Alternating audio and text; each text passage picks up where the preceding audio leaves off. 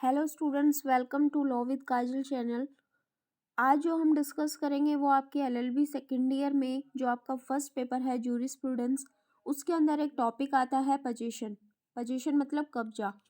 कि जूरिस्प्रूडेंस में पोजीशन क्या होता है, या फिर position is the 9 point of law, why position is protected by law, discuss the importance of position. तो ये जो क्वेश्चन है ये आपका बहुत ही इम्पोर्टेंट क्वेश्चन है। तो सबसे पहले आपको पता होना चाहिए कि जो आपका ज्यूरिस्प्रूडेंस है उसके अंदर जो पोजीशन है वो उसका एक इम्पोर्टेंट प्लेस है। जो प्रॉपर्टी के जो राइट्स होते हैं उसके अंदर आफ्टर ऑनरशिप के बाद में जो पोजीशन है वो आता है। ठीक है। सामंड के अकॉर्डिंग सामंड क्या कहते हैं, जो ऑथर हैं, सामंड कहते हैं कि भाई कोई भी अगर मानव है, अगर वो अपने जीवन को जीना चाहता है तो उसकी जो फिजिकल गुड्स होती हैं, भौतिक वस्तुएं जो होती हैं, उसके ऊपर उसका पोजीशन होना जरूरी है। मतलब कि जो पोजीशन है वो मैन के बीच में और जो थिंग्स होती हैं, वस्तुएं जो होती हैं, उनके बीच में जो रिलेशनशिप होती है उसको डिफाइन करेगा।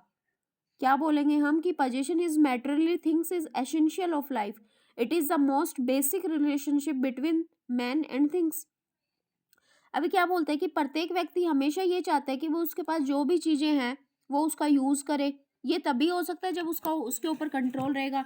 अभी नॉर्मल सी बात है कि मेरे पास अगर मेरा फोन है, ठीक है, अब उस फोन को मैं चाहती हूँ मैं यूज करूं, लेकिन वो यूज तो मैं तब करूंगी ना जब वो मेरा होगा।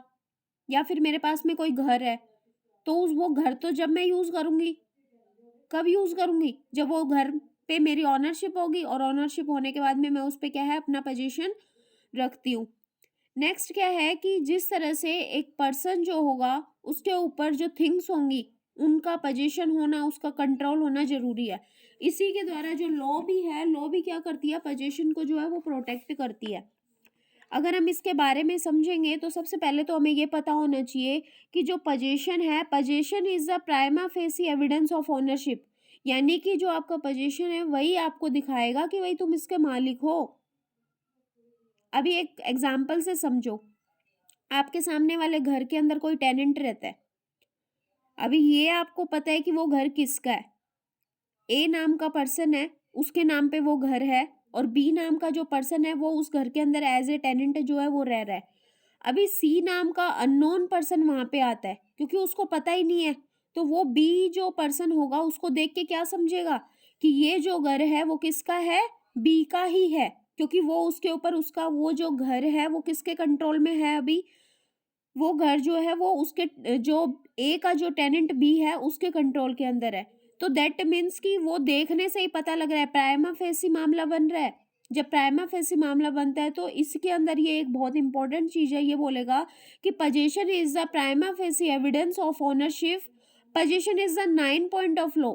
कोई भी पर्सन के पास में अगर कोई चीज होती है और वो चीज उसके पास में होती है तो ये मान लिया जाता है कि भाई उसके उसके ऊपर कब्जा है, और आप ये प्रजम्पशन कर लोगे कि ये जो पर्सन है वो उसका ऑनर होगा। ठीक है। इसमें आपको जो ओनरशिप है वो आपको प्रूव करने की जरूरत नहीं होती है।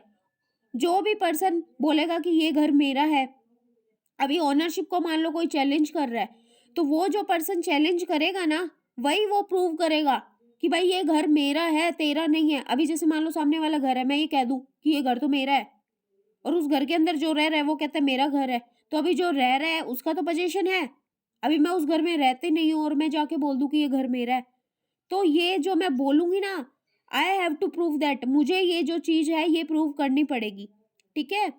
यदि कोई व्यक्ति किसी अन्य व्यक्ति के कब्जे में, यानी कि कोई भी पर्सन अगर किसी अनदर पर्सन के पोजीशन के अंदर अगर इंटरफेयर कर रहा है, तो उसको उस वस्तु पर जो उसका हक है वो उसको प्रूव करना पड़ेगा। इसके साथ में जो सांवला रामजन का एक केस था छत्तीसगढ़ का, इसमें भी सेम एज इट इज ऐसे ही हुआ था। प्लेंटिफ ने सूट फाइल किया कि भाई इस प्रॉपर्टी इसके ऊपर मेरा कब्जा है, तो प्लेंटिफ थोड़ी ना प्रूव करेगा। अभी जो बोल रहा है कि इस पे मेरा कब्जा है वही जो है मैं इस चीज का मालिक हूं, तो जो वो बोल रहा है ना कि मैं इस चीज का मालिक हूं, वो वहां पे प्रूव करेगा कि भाई ये जो मालिक है वो इसका ही है। ठीक है। फिर कई बार ये क्वेश्चन हमेशा मतलब कि इजी भी नहीं होता, कई बार कठिन भी होता है। तो जहाँ पे जिस भी पर्सन का अगर पोजीशन है तो पोजीशन के बेस के ऊपर क्या है, ऑनरशिप की जो आप प्रजम्पशन हो वो कर लेते हो। और ऐसा जो प्रजम्पशन करते हो ना, इसको आप एडवर्स पोजीशन बोल सकते हो, यानी कि प्रतिकूल कब्जा बोल सकते हैं हम।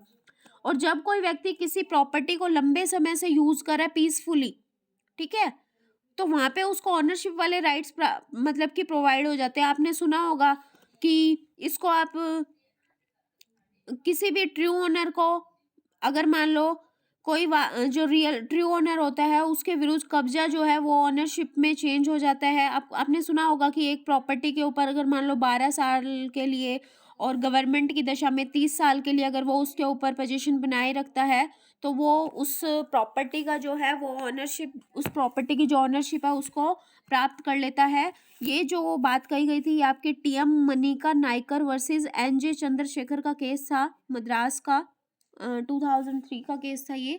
तो इसमें ये बात कही गई थी कि अगर आपने मान लो किसी प्रॉपर्टी के ऊपर 12 साल से या फिर सेंट्रल गवर्नमेंट की तरफ से आप 30 ईयर्स तक अगर आप उसके ऊपर पोजीशन बनाए रखते हो, तो उन सर्कमस्टांसिस के अंदर आपको जो है ऑनरशिप जो है वो मिल जाती है। उसके बाद में नॉर्मली हमें 4 चीज़ें निकल के आई हैं कि सबसे पहले तो लॉ के अंदर जो आपका पोजीशन है उसका एक इम्पॉर्टेंट प्लेस है, ठीक है। ये प्राइमा फेसी एविडेंस के रूप में काम करता है, इसका 9 पॉइंट ऑफ लॉ है, और लॉ के द्वारा हम जो है पोजीशन को क्या है प्रोटेक्ट कर सकते हैं।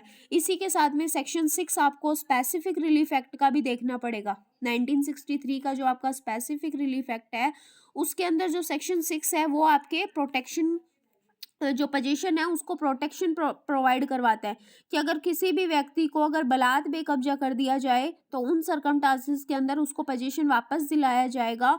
और जो वो जजमेंट आएगा या फिर कोई भी डिक्री आती है उसके अगेंस्ट जो है वो आप अपील जो है नहीं कर सकते हो। गफूर खान वर्सेस अमीरुद्दीन का केस था ये, जिसमें बताया गया। अभी ये बोलते हैं कि जो पोजीशन होता है वो किस लिए जरूरी है, ठीक है। तो जो पोजीशन है वो शांति व्यवस्था को बनाए रखने के लिए जरूरी है, पीस एंड ऑर्डर के लिए भी तो जरूरी होता है ना। तो इसके अंदर नॉर्मल सी बात है कि अगर मान लो किसी पर्सन के पोजीशन के अंदर, किसी भी व्यक्ति के पोजीशन में अगर आप इंटरफेयर करते हो तो it means you called violence. आप मतलब कि हिंसा को बुला रहे हो किसी भी पर्सन के अगेंस्ट। आप किसी भी वायलेंस में या फिर किसी कंपनसेशन में किसी भी कब्जे पोजीशन से उसको आप बेदखल नहीं कर सकते। अगर आप ऐसा करते हो और वो आपके ऊपर अगर कोई जुडिशियल प्रोसीडिंग करेगा तो वो बिल्कुल मतलब कि जस्टिफाई रहेगा। होम्स कहते हैं कि बल या धोखे से, ठीक है, बल या धोखे से अगर आप किसी को बेदखल करते हो, निकालते हो, तो उसके अंदर आपको प्रोटेक्शन जो है वो लॉ देगी।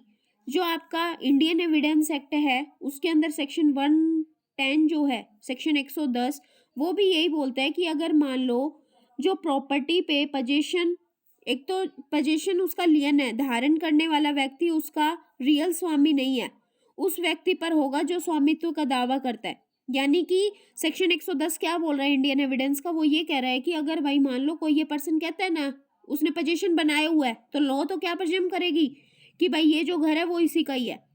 लेकिन जो ये पर्सन कहता है ना कि मैं इसका ऑनर हूं, तो जो पर्सन ये कह रहा है कि मैं इसका ऑनर हूं उसे वो ऑनरशिप जो है वो प्रूव करनी पड़ेगी। अभी थर्ड जो इसका पॉइंट निकल के आता है, थर्ड पॉइंट कहता है कि किसी भी टॉर्ट के निवारण के लिए जो आपका पोजीशन है उसका प्रोटेक्शन आवश्यक है। अभी एक बात बताओ, मेरा घर है, मेरे घर में क्या आप इंटरफेयर कर सकते हो क्या विदाउट मेरी कंसेंट के? कमेंट बॉक्स में मुझे जरूर बताना, ठीक है। तो अगर मान लो विदाउट कंसेंट के आप मेरे घर में इंटरफेयर कर रहे हो, ट्रेस पास कर रहे हो, तो इन सर्कमस्टांसिस के अंदर ये आप एज ए क्राइम माना जाता है। आप जब आईपीसी के प्रोविजन पढ़ोगे तो आईपीसी के अंदर इसका एक स्पेसिफिक मतलब कि आपको मिलेगा सारा 441 जो सेक्शंस हैं वहाँ से आपको मिलेंगे सारे इसमें पढ़ने वाले। जब आप आईपीसी पढ़ोगे तो आईपीसी के अंदर आपका ऑफ क्रिमिनल ट्रेसपास के प्रोविजंस दिए गए हैं 441 से लेके, उसके अंदर आपके सारी चीज़ें दी हुई है। सेक्शन 441 सभी इसके साथ में लिंक करके पढ़ना, ठीक है। तो अगर कोई बोलता है कि जब कोई व्यक्ति किसी अन्य व्यक्ति की प्रॉपर्टी के अंदर अगर इंटरफेयर करता है तो उसे आप ट्रेसपासर माना जाता है, और उससे जो पोजीशन जिसके पास में है, जो कब्जादारी है, उसको अगर डैमेजेस होते हैं तो वो डैमेजेस पाने के लिए भी लायबल रहेगा। जैसे सेम एज इट इज आपने बेलमेंट का कॉन्सेप्ट पढ़ा होगा ना कॉन्ट्रैक्ट सेकंड में, तो बेलमेंट में क्या होता है कि जो बेलमेंट का जो ट्रांजेक्शन होती है वो वास्तव में जो कब्जा होता है वो बेली का होता है, और लीगल जो कब्जा होता है वो बेलर का होता है।